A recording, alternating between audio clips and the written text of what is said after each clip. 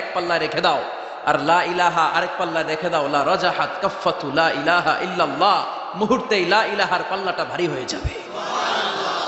এটা একটা বিপ্লবী বাণী, এটা ভিক্ষা করার বাণী নয়। জুমার নামাজের পরে একটা টাকা দিয়া যান, আমি গরিব ইনসান, আছে না নাই? আখিরাতে সওয়াব পাইবেন পাহাড়ের সমান। আর জিকির ধরে লা ইলাহা ইল্লাল্লাহ। অনেকে মনে করে এটা ভিক্ষা করার জিকির, কপাল পোড়া। আমরা ভিক্ষার সাথে এটাকে জুড়ে দিয়েছি। এটা একটা বিপ্লবী বাণী। এই বাণীর অর্থ, এটার ইম্পর্টেন্স, এটার সিগনিফিকেন্স আর তাৎপর্য যে বুঝে, সে আল্লাহ ছাড়া কারো সামনে মাথা নত করতে পারে না। চিল্লা এখন ঠিক কিনা? তাফসীর ফি জিলালিল কুরআনের রচয়িতা সৈয়দ কুতুব শাহিদ, নাম শুনছেন?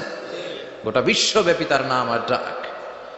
তিনি ফি জিলালিল কুরআন লেখে গোটা বিশ্বের যুবকদের অন্তর কাঁপিয়ে দিয়েছিলেন। এই সমাজে তিনি জাহালাত দেখে এই জাহালাতের বিরুদ্ধে কলম ধরেছেন আর যুগশ্রেষ্ঠ তাফসীর রচনা করেছেন, তাফসীর ফি জিলালিল কুরআন।